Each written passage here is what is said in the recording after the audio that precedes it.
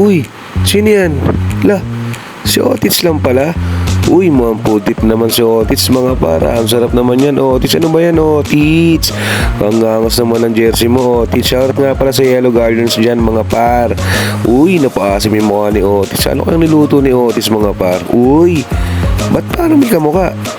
Parang charot. Ikaw mga ka-Otis, baka kung ano iniisip mo para malaman mo kung ano niluto ni Otis mga par. Siyempre, panoorin mo tong video nito mga ka-Otis. Pero bago lahat, welcome muna ulit sa Otis Creating Memories. Woo! Yo, what's up mga ka-Otis? Kamusta kayo? Magandang umaga sa inyo. Ako na naman to si Otis Jairu. So for today's video mga par, may nakita ko sa TikTok ko, sinerge sa akin ng asawa ko. Anyways, kape tayo mga ka-Otis.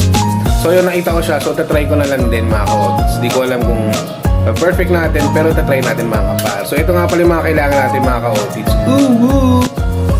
So ito mga ka-Otis, giniling mga ka-Otis, 100 pesos yan sa Pure Gold. Ito naman yung pampalasa natin, Fan Chow. Ito gagamitin natin itong seaweed mga par.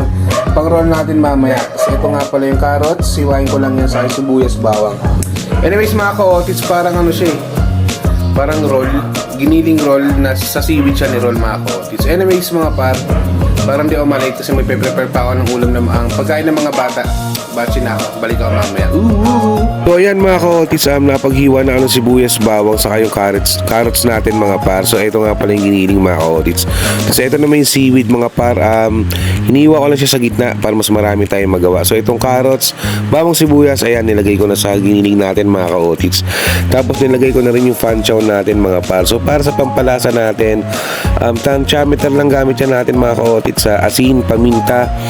Yan, so mas marami paminta, mas masarap yan mga ka-Otis. Tapos nilagay na rin ako ng magic syrup mga par. So dagdag lasa. Pero sakto lang. Tapos after no, naglagay ako ng flour. Yes, flour. Harina. Tapos naglagay na rin ako ng cornstarch mga par. So ayun. So suggest ko na lang mga par, kahit na lang, flour na lang ilagay nyo. Tapos maglalagay tayo ng tubig dyan mga ka-Otis.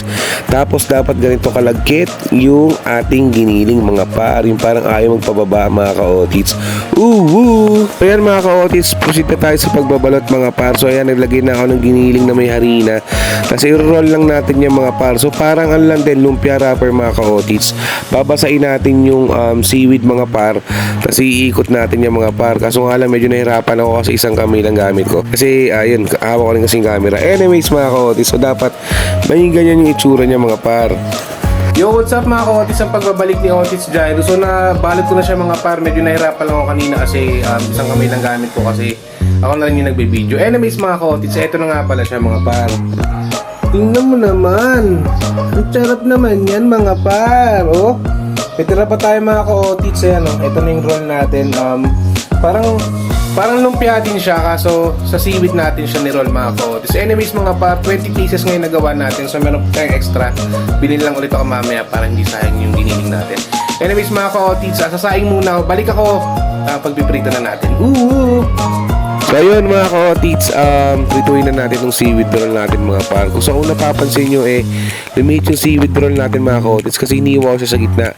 Kasi napaisip ako mamaya mahirapan tayo kasi diba, mamaya hilaw yung gitna. Anyways mga par, para ma-ensure natin na luto yung gitna, itusok-tusokin nyo ng toothpick yan mga par. So ayun, after ko mag-prito mga ka-Otis, nagatid muna ako ng pagkain ng mga bata. Ito na nga pala yung final result. So ayan mga ka-Otis, ito na yung final result mga ka-Otis. Tingnan naman, napapos yung tablet at mukha namang masarap siya mga ka-Otis. Pero honest review mga ka-Otis, medyo naramihan ako sa harina. So yun nga, tulad ng sabi ko, kahit onting harina lang mga par, basta ilalagit siya at maroroll niya dyan sa seaweed roll mga ka-Otis. So syempre, meron tayong suka dapat na napakasarap mga par. Sibuyas, bawang, sili, asin, paminta. Tara, tikman natin. So ayan mga ka-Otis, ito na yung pinakamasarap na part, tikiman time, kainan time mga par. Pero bago ang lahat, shoutout muna sa mga kampi ko dyan sa Yellow Gardens mga par.